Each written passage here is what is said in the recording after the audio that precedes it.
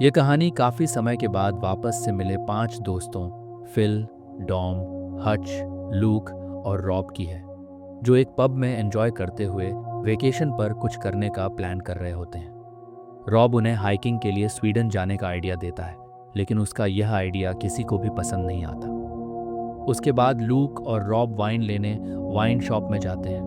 वहाँ वे शॉप के ओनर को किसी से डर कर काउंटर के पास छुपा हुआ देखते हैं। तभी अचानक 2 चोर आ जाते हैं, जिनके पास हथियार होते हैं। लूक डरकर वहीं छुप जाता है, जबकि रॉब सामने होने के कारण छुप नहीं पाता।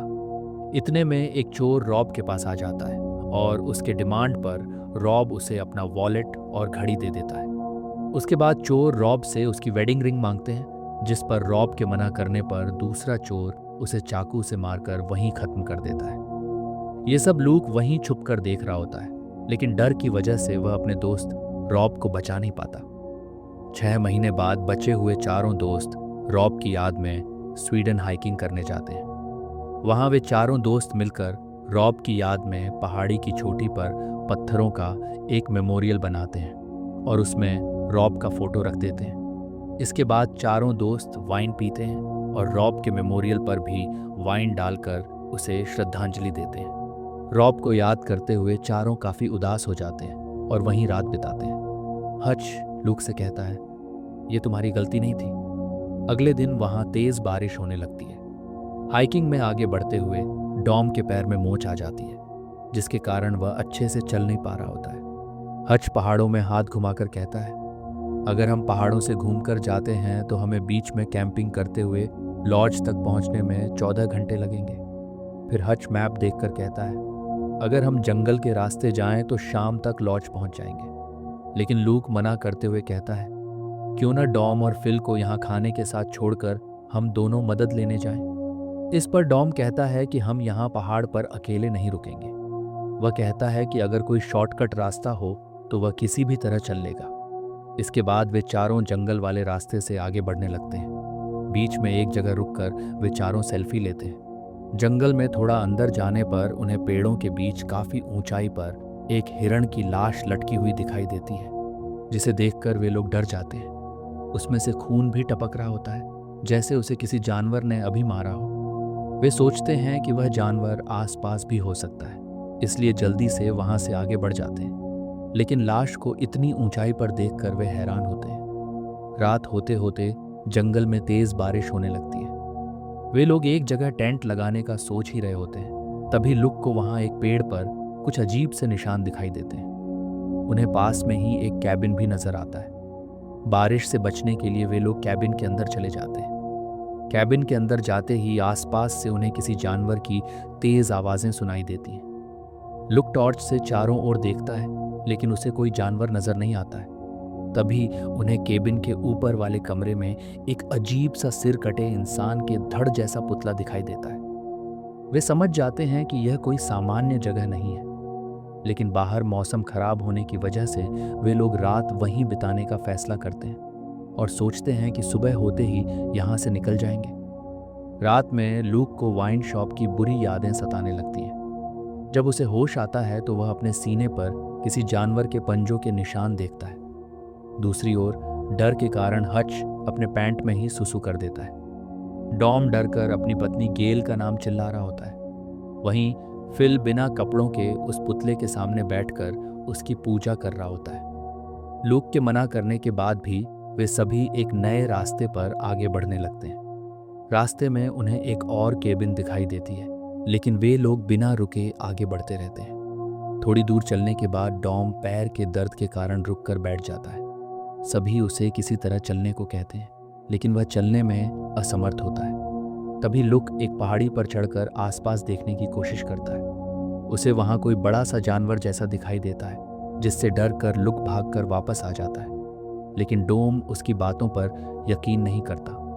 अब लुक उन्हें रात में अपनी सीने पर बने निशान दिखाता है, जिस पर डॉम कहता है, ये निशान भी तुमने खुद बनाए हैं। इस पर दोनों में बहस हो जाती है। डॉम लूक को रॉब को ना बचा पाने के कारण कायर कह देता है। इस पर लुक भी डोम को एक पंच मार देता है। इसके बाद लुक वहां से अकेले जाने लगता है। हच उसे रोकते हुए कहता है, ऐसी स्थिति में हमें साथ रहना चाहिए। और फिर सब लुक के पीछे पीछे चलने लगते हैं। कुछ देर बाद उन्हें ज़मीन में गड़ा हुआ एक टेंट का कपड़ा मिलता है।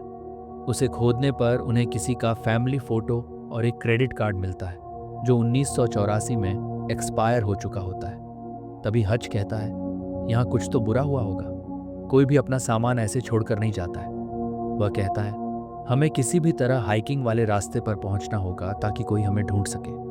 रात हो जाती है और वे लोग वहीं टेंट लगाकर रात बिताने का फैसला करते हैं। रात में हच को कोई जानवर उठाकर ले जाता है। हच की जोर जोर से चीखें सुनाई देती हैं। वे लोग हच को ढूंढने की पूरी कोशिश करते हैं, लेकिन वह उन्हें कहीं नहीं मिलता। अगली सुबह उन्हें हच की लाश पेड़ों पर लटकी हुई दिखाई देती है। फिल हच की लाश को ऐसे ही छोड़कर जाने को तैयार नहीं होता। अब वे सब हच की लाश को पेड़ों की टहनियों से ढककर वहां से आगे बढ़ने लगते हैं। रास्ते में एक जगह जब वे पानी पी रहे होते हैं तो उन्हें वहां इंसानी पैरों के पंजों के निशान दिखाई देते हैं। वे उन निशानों के पीछे पीछे चलते हैं और काफी थक जाते हैं। अंधेरा होने के बाद फिल पर कोई अदृश्य प्राणी हमला करता है और उसे घसीट कर ले जाता है। लुक डरकर भागता है, लेकिन एक पेड़ से टकराकर गिर जाता है। तभी लुक को फिर से वाइन शॉप वाली बुरी यादें सताने लगती हैं। होश में आने के बाद लुक डॉम को ढूंढता है। डॉम वहीं एक पेड़ के पास छुपकर बैठा होता है। लुक भी वहां आकर बैठ जाता है और डॉम से कहता है, मैं तुम्हें यहाँ अकेले छोड़कर नहीं जाने वाला। अब वे लोग वहां से तेजी से भागने का फैसला करते हैं। उन्हें आभास होता है कि वह प्राणी भी उनके पीछे भाग रहा है। भागते हुए उन्हें फिल की लाश भी पेड़ों के बीच लटकी हुई दिखती है। थोड़ी दूरी पर उन्हें मसालों से सजा हुआ एक रास्ता दिखाई देता है। वे उस रास्ते पर भागते हुए एक झोपड़ी के अंदर घुस जाते हैं और बेहोश हो जाते हैं। होश में आने पर वे दोनों एक तहखाने में बंधे हुए होते हैं। लुक को बाहर कुछ लोग दिखाई देते हैं। अब वे लोग उनके पास आ जाते हैं। उनमें से एक महिला लुक के निशानों को देखती है। उस महिला के पास भी वैसे ही निशान होते हैं। वे लोग डॉम को मारते हुए वहां से बाहर ले जाते हैं। डॉम की जोर जोर से चीखने की आवाजें आ रही होती हैं। तभी एक दूसरी महिला वहां आकर लुक से कहती है कि वे लोग डॉम को बलि देने के लिए तैयार कर रहे हैं। इसके बाद वे लोग डॉम को वापस लुक के पास लाकर बांध देते हैं। अब डॉम लुक से कहता है, अगर तुम यहाँ से भागने में कामयाब हो जाओ तो इस जगह को जलाकर रख देना। फिर डॉम को बलि के लिए एक बड़ी आकृति से बांध दिया जाता है। वह सामने से अपनी पत्नी गेल को आते हुए देखता है, लेकिन असल में वह माडर नाम का एक बड़ा हिरण जैसा प्राणी होता है जो डॉम को उठाकर पेड़ पर लटका देता है। वहीं दूसरी ओर लुक खुद को छुड़ाने की कोशिश करता है, पर वह डॉम को बचाने में असमर्थ होता है। अब वह महिला वापस लुक के पास आकर बताती है कि वह माडर नाम का प्राचीन देवता है जो उन्हें अमर बनाए रखता है, लेकिन इसके लिए उन्हें बाहर से आए हुए लोगों की बलि देनी पड़ती है। वह कहती है, आज रात तुम्हारा रिचुअल होगा क्योंकि तुम्हें देवता ने पूजा करने के लिए चुना है। अगर तुम उसके सामने नहीं झुकोगे तो वह तुम्हें भी पेड़ों पर लटका देगा। इसके बाद लुक अपने हाथ खोलकर एक कमरे में रखी मम्मी जैसे उपासकों के समूह को आग लगा देता है, जिससे माडर भी गुस्से में आकर वहां के लोगों को मारने लगता है। तभी लुक माडर को गोली मारकर वहां से भागने लगता है, लेकिन माडर लुक को वाइन शॉप वाली हेलुसिनेशंस दिखाकर उसे कमजोर करने की कोशिश करता है। लेकिन लुक हिम्मत नहीं हारता और माडर से लड़ने लगता है। माडर लुक को उठाकर पटक देता है, लेकिन तभी लुक पास में पड़ी कुल्हाड़ी से माडर पर हमला करता है और जंगल से बाहर भागने की कोशिश करता है। भागते भागते वह जंगल की सीमा के बाहर पहुंच जाता है। वह देखता है कि माडर उस सीमा के बाहर नहीं आ पा रहा है। अब लुक माडर से बचने की खुशी में माडर की ओर देखकर चिल्लाता है। इस तरह लुक अकेला ही उस जंगल से अपनी जान बचाने में कामयाब हो पाता है। इसी के साथ मूवी यही खत्म होती है। उम्मीद है आपको कहानी अच्छी लगी होगी।